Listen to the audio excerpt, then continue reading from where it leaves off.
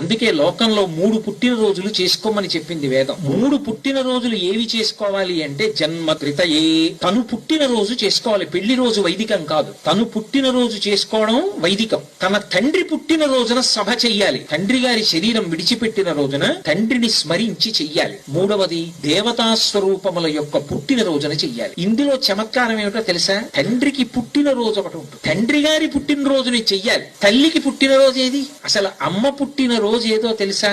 ఎంతమంది బిడ్డల్ని ఆవిడ కందో అంతమంది పుట్టినరోజులు అమ్మ పుట్టినరోజులు. ఎందుకనో తెలుసా? శాస్త్రం అలా ఎందుకు చెప్పిందో తెలుసా?